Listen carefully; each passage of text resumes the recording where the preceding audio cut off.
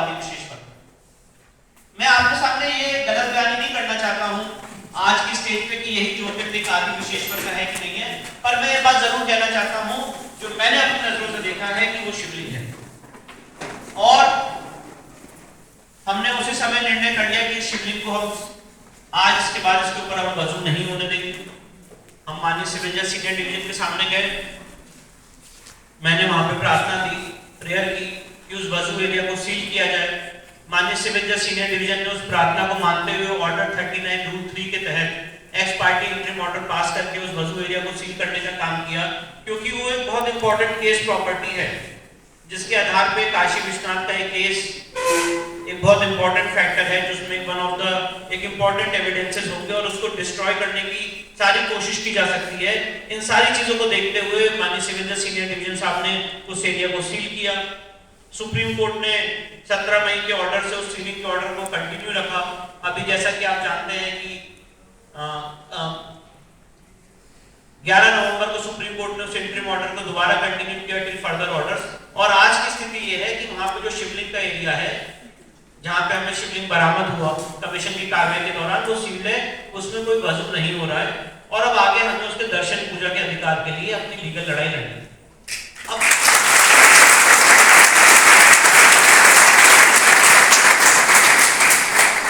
अब जब ये सारे फैक्टर्स चीख के, मैंने सारी भूमिका आपके सामने इसलिए रखी कि जब ये सारे फैक्टर्स चीख के हम लोग को ये कह रहे हैं और बता रहे हैं कि वो मंदिर है, और हम लोग इतने सारे आर्गुमेंट दे रहे हैं काशी विश्वनाथ के केस में, अपना बिलीफ, स्कंद पुराण, शिव महापुराण, जितने फॉरेन ट्रैवलर्स आए हैं, राइटर्स आए हैं, उन सारे लोगों के द्वारा हम ये सारी जो किताबें हैं राणा पीवी सिंह की, जेम्स प्रिंसेप की, ये सारी किताबें जब हम बताने की कोशिश कर रहे हैं, इन सारे आर्गुमेंट के बीच आप ये एनालाइज करिए कि मुस्लिम पक्ष का क्या आर्गुमेंट है। हम तो बहुत सारे प्रूफ दे रहे हैं, हम तो ये भी प्रूफ दे रहे हैं कि स्कंद पुराण में ये लिखा हुआ है, शिव महापुराण में लिखा हुआ है कि काशी सबसे पहली नगरी है और विशेश्वर सबसे पहले देवता है। हम तो ये भी प्रूफ दे रहे हैं जहां पे भगवान शिव ने कहा है कि इस 5 कोस के एरिया को मैंने स्वयं बसाया है और मुक्ति लोगों को यहीं पे मिलेगी, इसीलिए उस एरिया को अविमुक्त क्षेत्र कहा जाता है। हम तो ये भी प्रूफ दे रहे हैं कि वहां पे जेम्स प्रिंसेप और एएस अल्ट्रेकर ने कहा है कि 1969 को मंदिर तोड़ने के बाद भी हिंदुओं ने कभी अपना अधिकार वहां पे नहीं छोड़ा और मस्जिद की चौखट पे पूजा करते रहे, ये मानते हुए कि हमारे आराध्य हमारे ईश्वर हैं।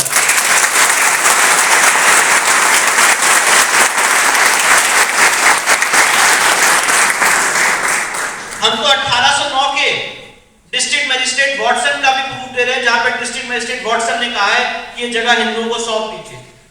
हम तो ये भी प्रूफ दे रहे हैं कि दीन मोहम्मद के केस में उन 12 हिंदुओं ने उस समय ब्रिटिश सरकार की तरफ से गवाही दी कि इन सारी जगहों पे इन स्थानों में तथाकथित मस्जिद की हम पूजा करते चले आ रहे हैं, इसको वक्फ डिक्लेयर मत करिए। हम तो यहां तक भी प्रूफ दे रहे हैं कि 1983 में यूपी काशी विश्वनाथ एक्ट ने सेक्शन 4 सब क्लॉज 9 ने उस पूरे परिसर को मंदिर परिसर घोषित कर दिया है और इसलिए उसका कब्जा लिया जाए।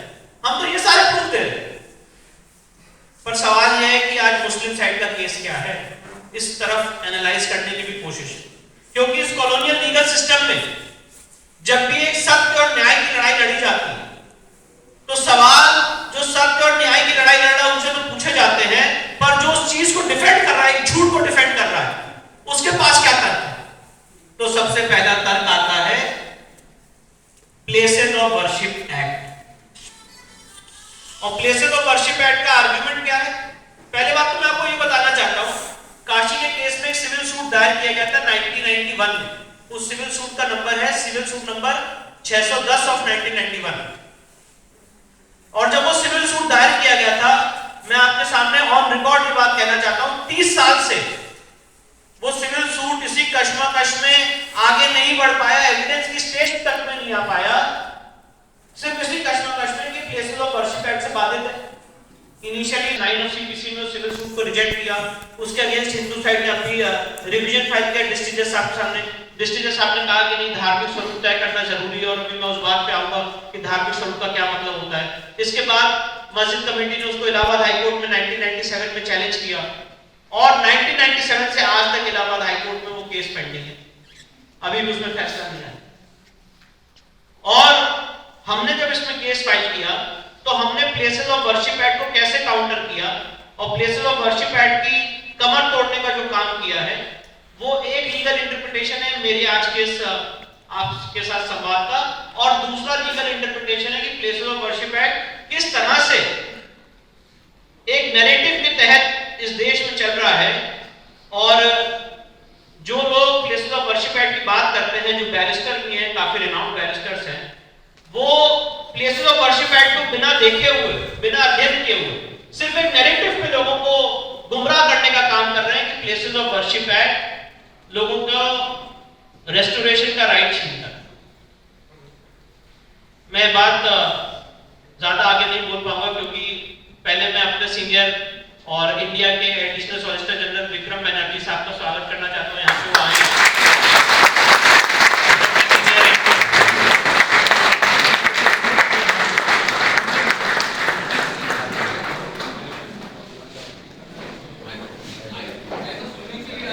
सर आपके सामने लोग कैसे बोल सकते हैं?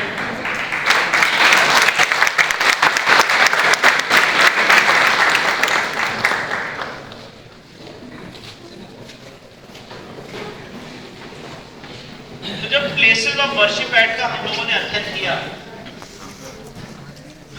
तो सबसे पहले हमने प्लेसेस ऑफ वर्शिप एक्ट की कॉन्स्टिट्यूशनल वैलिडिटी को सुप्रीम कोर्ट में चैलेंज करने का काम किया। और प्लेसेस ऑफ वर्शिप एक्ट को अगर एनालाइज करेंगे तो उसमें दो लिंब ऑफ आर्ग्यूमेंट है। और जो मैंने सुप्रीम कोर्ट में प्लेसेस ऑफ वर्शिप एक्ट को चैलेंज किया है, places of worship act section 4 sub clause 2 को हमने चैलेंज किया सुप्रीम कोर्ट के साथ। प्लेसेस ऑफ वर्शिप एक्ट का सेक्शन 3 ये कहता है कि कोई किसी जगह कोई रिलीजियस डिनोमिनेशन किसी और रिलीजियस डिनोमिनेशन के एरिया को कन्वर्ट नहीं करेगा 15 अगस्त 1947 के बाद। और मैं आपके सामने उदाहरण देना चाहता हूं कि 15 अगस्त 1947 के बाद 1991 एक्ट आने तक कश्मीर में और इंडिया के इतने सारे कोनों में ऐसे बहुत सारे उदाहरण हैं जहां पे बहुत सारे हिंदू मंदिरों को, और मेरे पास केस स्टडीज भी हैं जहां पे बहुत सारे हिंदू मंदिरों को कन्वर्ट कर दिया। तो सेक्शन 3 का वायलेशन किया क्योंकि प्लेसेस ऑफ वर्शिप एक्ट ने जो कट ऑफ डेट दी है वो दी है 15 अगस्त 1947 की 15 अगस्त 1947 को जो जिस जगह का धार्मिक स्वरूप है वो वैसे ही रहेगा। और धार्मिक स्वरूप के वर्ड यहाँ पे जो रिलीजियस कैरेक्टर वर्ड है उसका इंटरप्रिटेशन भी बहुत इंपॉर्टेंट है। तो मेरा कहने का पर्पस ये है कि places of worship act section 3 religious denomination word use करता है।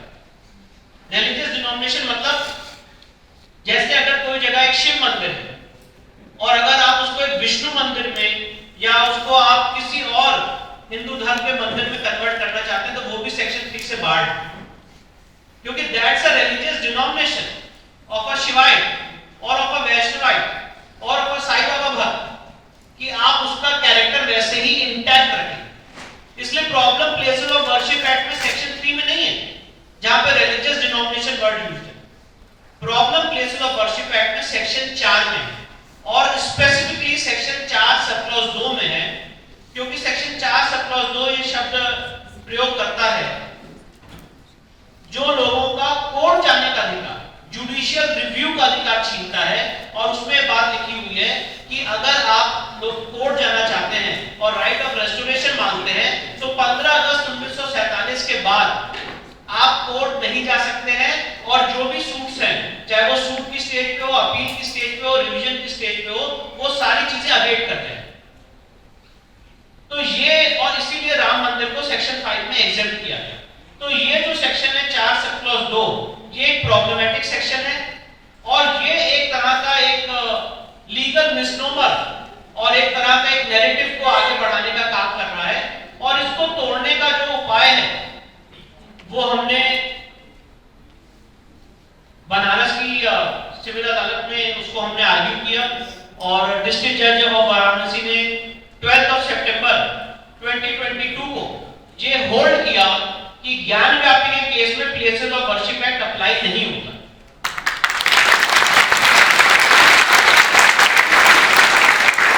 उस ऑर्डर के अगेंस्ट इस समय मस्जिद कमेटी अंजुमन इंतजामिया they have filed a revision petition which is pending before the Allahabad High Court, जिसकी जिसकी अगली सुनवाई 22 नवंबर को है। पर जो बेसिक थ्रस्ट ऑफ आर्गुमेंट था हमारा डिस्ट्रिक्ट जज साहब वाराणसी के सामने और साथ ही साथ सुप्रीम कोर्ट में जब इसकी एक connected collateral proceeding supreme court में आई थी कि प्लेसेस ऑफ वर्शिप एक्ट या कोई भी एक्ट जो देवता का मूलभूत अधिकार है, जो देवता के राइट्स हैं, जो भक्त के राइट्स हैं, उसको आर्ग्यू करने के लिए रिस्ट्रिक्शन नहीं लगा सकते। राम मंदिर के केस में ये आर्गुमेंट बहुत एक्सटेंसिवली हम सबके सीनियर माननीय पराशर साहब ने किया और उन्होंने एक उदाहरण दिया चिदम्बरम मंदिर का जो तमिलनाडु में है, जहां पे कोई डेटी मौजूद नहीं है पर तब भी वहां पे गर्भगृह में कर्टन खोल के पूजा की जाती है और कर्टन बंद किया जाता है। और राम मंदिर के केस में पैरा 116 117 में ऑनरेबल सुप्रीम कोर्ट ने बात होल्ड की कि हो सकता है कि मंदिर नष्ट हो जाए किसी भी तरीके से, अर्थक्वेक में, बाढ़ में, कोई आक्रांता आके उसको तोड़ दे, पर जो मंदिर बनाने का संकल्प होता है वो अमर होता है, वो अमिट होता है।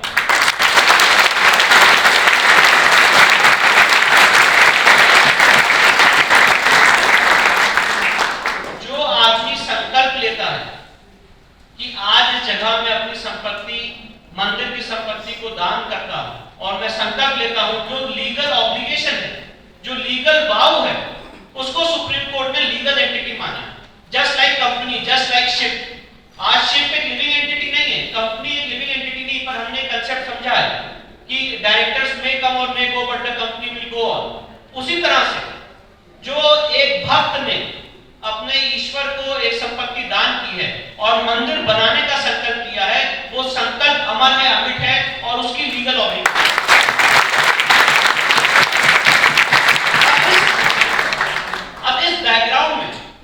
इस बैकग्राउंड में काशी का केस हो, चाहे मथुरा का केस हो, चाहे भोजशाला का केस हो, चाहे टीले वाली मस्जिद का केस हो, चाहे कुतुब मीनार के अंदर कुव्वतुल इस्लाम मस्जिद का केस हो, इन सारे केसेस को एनालाइज करने की जरूरत है और ये अपने आप से सवाल पूछने की जरूरत है कि अगर कोई किसी जगह एक हिंदू मंदिर की स्थापना हो चुकी है और सुप्रीम कोर्ट में जो मैंने आपको अभी जजमेंट का पैरा 116 117 बताया, तो अगर उस पर कोई गलत कब्जा कर लेता है, जबरन कब्जा कर लेता है, तो ऐसा क्यों है कि हम उसके लिए कोर्ट नहीं जा सकते हैं। और इसी पे सुप्रीम कोर्ट के सामने जब ये कोलैटरल प्रोसीडिंग्स में आर्गुमेंट्स हो रहे थे, तब एक ऑब्जर्वेशन आया कि places of worship act religious character के लिए एविडेंस देने के लिए कोई बाड़ नहीं लगा।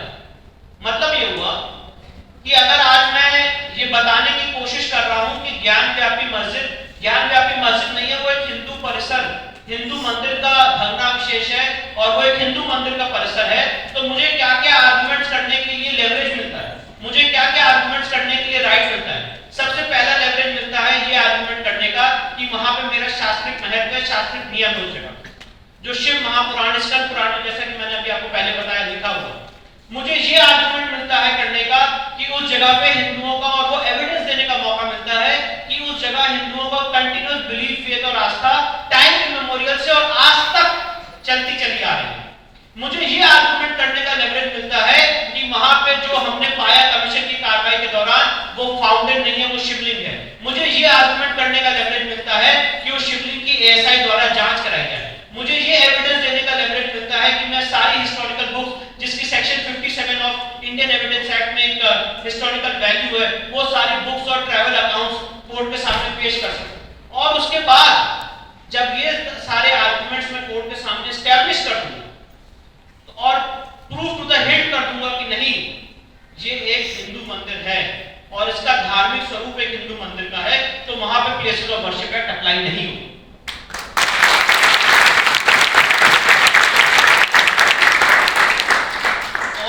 एक बात और मैं आपके सामने रखना चाहता हूं, प्लेसेस ऑफ वर्शिप एक्ट एक बहुत ही मिस इंटरप्रेटेड एक्ट है और जो लोग उसके बारे में बात करते हैं वो ये देखना, ये एनालाइज करने से भूल जाते हैं कि धार्मिक स्वरूप तय होना बहुत इंपॉर्टेंट है। और जो word religious character places of worship act में यूज्ड है, same word section 16 of archaeological survey of India act 1958 में religious character word used, meaning thereby for example अगर अपनी बात को मैं एग्जाम्पल से समझाना चाहूँ, कोई व्यक्ति अगर एक मंदिर में आके नमाज पढ़ ले तो क्या मंदिर का धार्मिक स्वरूप बदल जाएगा? एक ही जवाब हो सकता है, नहीं बदल सकता। मंदिर का जो धार्मिक स्वरूप है वैसे ही रहे। और अगर कोई वाइस वर्सा आज कोई किसी मस्जिद में जाके पूजा कर ले, मूर्ति रख ले, तो क्या मस्जिद का धार्मिक स्वरूप बदल जाएगा? एक ही जवाब हो सकता है, नहीं बदल सकता। मस्जिद जो once a mosque always a mosque, अगर एक बार किसी ने कोई संपत्ति अल्लाह को डेडिकेट कर दी, वक्फ कर दी, तो उनकी रहे। तो यहाँ पे कैसे तय होगा ये केस, और ये सारे केसेस कैसे तय होंगे? ये सारे केसेस तय होंगे ऑन द फुटिंग कि who is prior in time, पहले कौन आया। और इसीलिए सारी एविडेंसेस और आर्कियोलॉजिकल सर्वे ऑफ इंडिया, ये सारी बातें मैं आपके सामने रख रहा हूं ये बताने के लिए कि उस जगह का धार्मिक स्वरूप एक हिंदू मंदिर का है।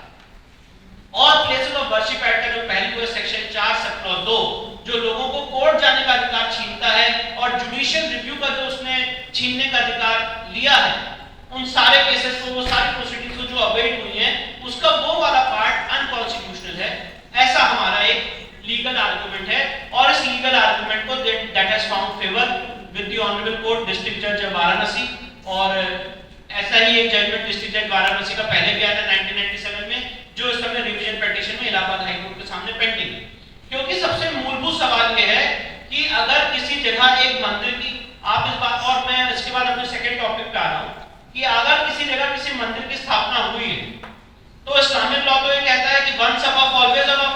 तो हिंदू लॉ भी ये कहता है कि अगर एक बार कोई संपत्ति देवता में निहित हो गई, उसमें व्यस्त हो गई, तो वो समय के अंत तक देवता की रहती है, राजा भी उसे नहीं ले सकता। और इसीलिए इस important factor of Hindu law को और शास्त्रीय लॉ को आप हमें आर्ग्यू करने से नहीं रोक सकते हैं। और प्लेसेस ऑफ वर्शिप एक्ट जहां तक उसमें एक रोड़ा बढ़ने का काम कर रहा है, इसीलिए उसकी कॉन्स्टिट्यूशनल वैलिडिटी हमने सुप्रीम कोर्ट में चैलेंज की। अब सवाल आता है, ये सारे मैंने आपको आर्गुमेंट्स और ये सारी बातें इसलिए बताई कि हिंदू पक्ष का जो हम ये केस लड़ रहे हैं, इसमें हमारा क्या लेवल ऑफ आर्गुमेंट है और उनका क्या लेवल ऑफ आर्गुमेंट। तो एक प्लेसेस ऑफ वर्शिप एक्ट का ऑब्जेक्शन है जिसको हमने मीट किया, और पिछले 30 साल से कैसे ये केस लंबे चल रहा है इलाहाबाद हाई कोर्ट में। और दूसरा पहलू है वक्फ का। अब अगर मैं अपनी बात को उदाहरण से समझाना चाहूं, ज्ञान व्यापी के केस में मुस्लिम साइड ने एक आर्गुमेंट किया कि ये जो केस है ये सिविल कोर्ट ऑफ वाराणसी में चल ही नहीं सकता है क्योंकि वक्फ प्रॉपर्टी। तो section 85 of the Waqf act में ये वक्फ ट्राइब्यूनल जाना चाहिए, सिविल कोर्ट इसके ऊपर निर्णय नहीं दे सकता। और उसके लिए उन्होंने कोर्ट के सामने कुछ डॉक्यूमेंट्स पेश किए, कुछ डॉक्यूमेंट्स उन्होंने दाखिल किए। अब उस डॉक्यूमेंट में सबसे मार्वेलस बात यह है, उन्होंने एक डॉक्यूमेंट वक्फ रजिस्टर पेश किया और उस वक्फ रजिस्टर में लिखा था कि ये ज्ञान व्यापी, उनका जो प्लीडिंग थी वो ये थी कि ये वक्फ नंबर 100 है ज्ञान व्यापी मस्जिद, और इसीलिए ये एक वक्फ संपत्ति है और ये सिविल कोर्ट इसको निर्णय ना दे, ये वक्फ ट्राइब्यूनल जाए। वक्फ ट्राइब्यूनल में इस्लामिक लॉ के जानकार होते हैं, वो वक्फ एक्ट 1995 में लिखा हुआ है, हमें पता है, वो एक अलग विषय, उसमें मैं आऊंगा। पर जब हमने उस, आप देखें किस तरह का फ्रॉड है, जब हमने उस डॉक्यूमेंट को एनालाइज किया और मिनिस्ट्री ऑफ माइनॉरिटी अफेयर्स की जब वेबसाइट हमने खंगाली, तो मिनिस्ट्री ऑफ माइनॉरिटी अफेयर्स की वेबसाइट पे वक्फ का गैजेट नोटिफिकेशन निल, ये कब वक्फ की गई, कब, क्योंकि वक्फ अगर किसी को करना है तो किसी की संपत्ति होनी चाहिए। आज मेरी खुद की वक्फ लॉ क्या कहता है कि आज मेरी खुद की संपत्ति होगी एक मुसलमान की, सेल्फ एक्वायर्ड, अगर उसको आज मैं अल्लाह को डेडिकेट करता हूं तो वो एक वैलिड वक्फ होगी। तो पहली बात तो ये दिखानी है औरंगजेब ने क्या कभी कोई वैलिड वक्फ की कि नहीं की। और मिनिस्ट्री ऑफ माइनॉरिटी अफेयर्स की जो वेबसाइट है वक्फ मैनेजमेंट सिस्टम ऑफ इंडिया के तहत, उस माइनॉरिटी अफेयर्स की वेबसाइट में वक्फ के डेडिकेटर का नाम निल है, वक्फ के गैजेट नोटिफिकेशन का नाम जो कॉलम है वो ब्लैंक है, कब वक्फ हुआ वो डेट ब्लैंक है। और उसके बाद जब हमने उनके डॉक्यूमेंट का अध्ययन किया, बड़े दिन तक हम लोग कंफ्यूज रहे और बड़ा परेशान रहे कि ये तो इन्होंने एक ऐसा डॉक्यूमेंट दिखाया जिससे केस में दिक्कत आई। पर जब उसको अध्ययन किया, और ये पिताजी की काफी तपस्या रही, जब उसको अध्ययन किया तो पता चला वक्फ नंबर 100 के सामने लिखा हुआ है आलमगीर मस्जिद। मैं आपको बताना चाहता हूं बनारस में और इंडिया भर में आपको 100, 150, हजारों ऐसी मस्जिदें मिल जाएंगी जिस मस्जिद का नाम आलमगीर मस्जिद। और उस आलमगीर मस्जिद के आगे जो खसरा नंबर है 9130। और सबसे मजेदार बात यह है, उस पूरे रजिस्टर में, वक्फ के रजिस्टर में जितने वक्फ की इंद्राज है, जितनी वक्फ की रजिस्ट्रेशन है, सब में खसरा नंबर लिखा हुआ है।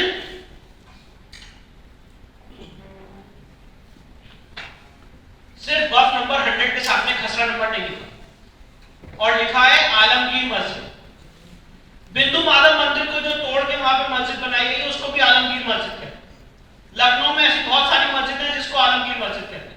और पहले तो मुस्लिम समाज के लोगों ने कोर्ट के सामने ये आर्गुमेंट लिया कि ये वक्फ बाय यूजर है। वक्फ बाय यूजर मतलब जहां पे आपको ये नहीं पता है कि कब डेडिकेट की गई, हम बहुत टाइम इमेमोरियल से इसको मस्जिद के रूप में यूज करते चले आ रहे हैं, इसलिए वक्फ बाय यूजर। पर ज्ञान व्यापी के हमारे वाले केस में उन्होंने आर्गुमेंट लिया और कोर्ट के सामने कहा कि इसको हमारे बादशाह आलमगीर ने तोड़ के बनाया है और ये आलमगीर मस्जिद। और कोर्ट के सामने हमने बात प्रूव की कि इसके सामने कोई इंद्राज नहीं है, ये इस पर्टिकुलर प्रॉपर्टी के लिए रजिस्ट्रेशन नहीं है। और जो दीन मोहम्मद का केस हुआ, सिविल सूट नंबर 62 ऑफ 1936, उस दीन मोहम्मद के केस में मुस्लिम समाज के लोगों ने इसको थ्रू आउट ज्ञान व्यापी मस्जिद के रूप में डिस्क्राइब किया है, आलमगीर मस्जिद का नाम ही नहीं दिया। तो आलमगीर मस्जिद का जो एक एंट्री है, उसको आप ज्ञान व्यापी मस्जिद के रूप में पढ़ना चाहते हो, ये सारी बातें हमने रखी। और साथ ही साथ सुप्रीम कोर्ट का 2010 का जजमेंट कोट किया, ऑनरेबल जस्टिस कार्टू साहब का जजमेंट, he was the author of the judgment. और उसमें ये बात लिखी हुई है कि जो वक्फ एक्ट 1995 है वो नॉन मुस्लिम्स पे अप्लाई नहीं होगा। ये सुप्रीम कोर्ट ने 2010 में जजमेंट दिया था, और इसमें 1979 के जजमेंट को गोविंद राम को फॉलो करते हुए जो 3 जज बेंच जजमेंट था, उसमें बात कही थी, उसी बात को रिट्रीट किया 2010 में।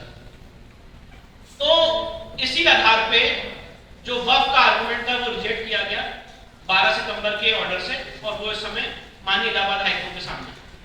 अब वक्फ एक्ट के कुछ प्रोविजंस मैं आपके सामने रखना चाहूंगा और उसके बाद अपनी वाणी को विराम दूंगा कि वक्फ एक्ट किस तरह से ड्रैकोनियनली काम कर रहा है। और वक्फ एक्ट की कॉन्स्टिट्यूशनल वैलिडिटी हमने इलाहाबाद हाईकोर्ट में चैलेंज की है, केंद्र सरकार को नोटिस जारी किया ऑनरेबल इलाहाबाद हाईकोर्ट ने। वक्फ एक्ट का सेक्शन 4, 5 और 6 आप देखिए और इस चीज को एनालाइज करिएगा। वक्फ एक्ट और प्लेसेस ऑफ वर्शिप एक्ट के बीच में कंपैरिजन करिएगा कि एक तरफ तो प्लेसेस ऑफ वर्शिप एक्ट लोगों के कोर्ट जाने का अधिकार छीनता है अगर एक इस्लामिक इंटरप्रिटेशन माना जाए, और दूसरी तरफ वक्फ एक्ट 1995 के तहत किस तरह से एक फेडरल मैकेनिज्म बनाया।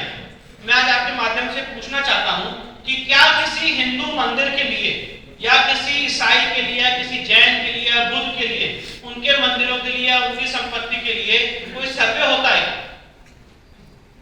किसी को अगर कोई पता हो कि भाई कोई सर्वे होता हो, पर सेक्शन 4, 5 और 6 में वक्फ की संपत्ति के लिए सर्वे किया जाता है, और सेक्शन 8 ऑफ वक्फ एक्ट 1995 में उस सर्वे का खर्चा राज्य सरकार वहन करती है।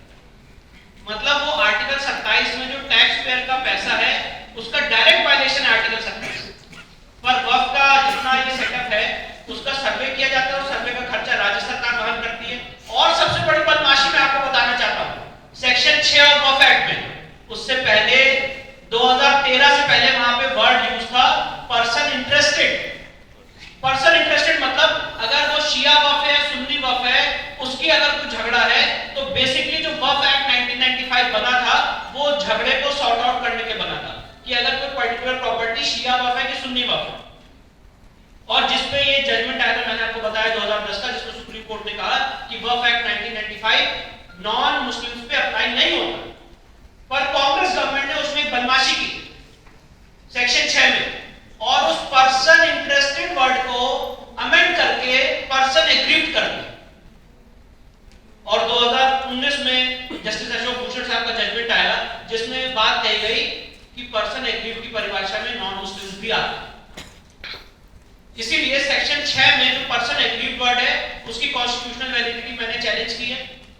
और हमारा ऐसा मानना है, ये वक्फ की आज मैं जितनी आपके सामने बातें रखने जा रहा हूं, इन सारी बातों में अगर इसका मूल देखा जाए तो इसका सॉल्यूशन भी है।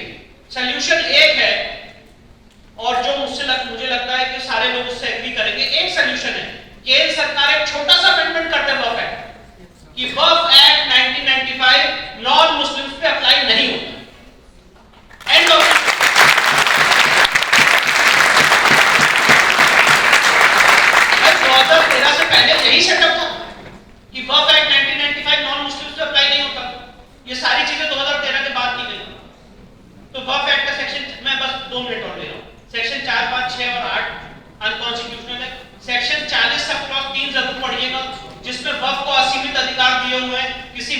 संबंधित किसी भी संपत्ति को वक्फ संपत्ति घोषित करने की।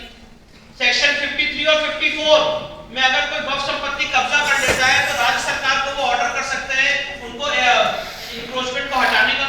ऐसा कोई पावर किसी हिंदू संपत्ति के लिए नहीं है। सेक्शन 85 में वक्फ ट्राइब्यूनल बना हुआ है। सेक्शन 101 में जो वक्फ के मुतवल्ली वक्फ बोर्ड के मेंबर्स हैं उनको पब्लिक सर्वेंट का दर्जा दिया हुआ। किसी पुजारी, पुरोहित, शंकराचार्य, महंत को पब्लिक सर्वेंट का दर्जा नहीं दिया गया, पर वक्फ एक्ट के सेक्शन 101 में उनको पब्लिक सर्वेंट का दर्जा दिया हुआ। सेक्शन 107 में लिमिटेशन का प्रोविजन उनके लिए एग्जेम्प्ट किया गया, मतलब अगर उनको सपना भी आ जाए कि ये संपत्ति वक्फ संपत्ति है तो वो कभी भी कोर्ट जा सकते हैं। और सबसे मजेदार बात, सेक्शन 104 में जनरली हमने वक्फ लॉ को ये समझा है कि मुसलमान जो है वही वक्फ कर सकता है, अपनी संपत्ति को वक्फ संपत्ति घोषित कर सकता है। पर वक्फ एक्ट के सेक्शन 104 में अमेंडमेंट करके कहा गया कि जो नॉन मुस्लिम है वो भी वक्फ कर सकते हैं। इसका रिजल्ट ये हो रहा है कि इससे कन्वर्शन हो और जो मैल प्रैक्टिसेस है वो बढ़ रहे हैं। तो ये सारे प्रोविजंस हैं, सेक्शन 85 और 89 भी है कि अगर आपको वक्फ के खिलाफ केस फाइल करना है तो आपको उनको 2 महीने की नोटिस देनी पड़ेगी। जस्ट लाइक सीपीसी में जो सेक्शन 80 है, just like a parallel government. तो इन सारे सेक्शन के खिलाफ हमारा विरोध है और मुझे पूरी उम्मीद है कि इसमें जब भी अमेंडमेंट होगा, अनकॉन्स्टिट्यूशनल डिक्लेयर होगा, तो इसमें हमें बहुत बड़ी एक जो हम देश में इक्वालिटी की बात करते हैं वो इक्वालिटी की चीजें आएंगी।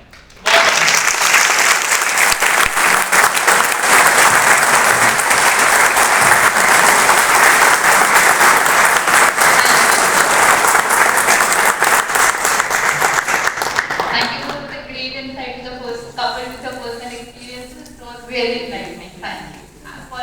Proceeding, I'd like to call our keynote speaker, Paul G, on the podium.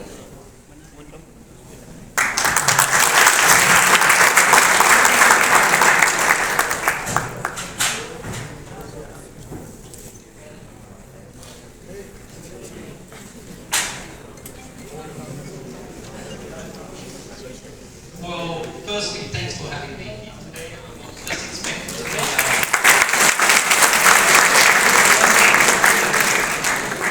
I was just expected to be a spectator, so I'm very thankful and honored to give my own perspective about things. So I haven't necessarily prepared anything to talk about, but I will take on several topics at a few minutes each. I'll discuss India-Greece relations, Pakistani-Turkish relations, how Christianity arrived in Greece, and a few other topics. Us Greeks, we, just like India, have experienced hundreds and hundreds of years of Islamic conquest, genocide, wealth of drain, all of these same experiences that India has experienced under Turkish rule and later on with British. So if there is one people who can at least empathize and sympathize with India, it is certainly us. The first thing I want to talk about is Turkification and Islamification. Now we know that in Greece, or in ancient Greece, medieval Greece, where a civilization had expanded across the European continent and across Western Asia, or what we call Asia Minor or Anatolia. And when the Turkish horsemen in their tens of thousands started arriving and conquering Anatolia and into Europe, there was great slaughter, great genocide, and more destructively was the forced conversion of Christian peoples in Anatolia to Islam, and not just that, but being ripped away from their ethnic identity and becoming Turks. So if one was to be Muslim in Anatolia, it automatically meant that they were Turkish, irregardless of their ancestry. This is perhaps one of the greatest traumas that any people can experience, to be ripped away from your roots and your ancestry. And this is a struggle that has not just been going on that occurred during medieval times, but it's a struggle that we're experiencing and facing today. And it's one that we absolutely cannot ignore and take absolutely seriously. So I'll continue on to Greece and India relations. Now, it's great. We can say that we've known each other for over 2,000 years. Alexander the Great came as a conqueror. That's not exactly necessarily to be proud of, but it is a historical fact and that can't be changed. What is unique though is the culture that emerged afterwards, the Indo-Greek culture or Greco-Roman culture. And here we see the amalgamation of Hellenic civilization with Indic civilization. And what we see here, and I'm just commenting on history, it's not necessarily my own thoughts or ideology or anything like that, but we saw an amalgamation of cultures, a respect for cultures. One culture, the Greek culture, didn't try to supplant the Indian culture. And that's something fundamentally different to what happens when Islam arrives in India or when Islam arrives to Western Asia. What does it mean though?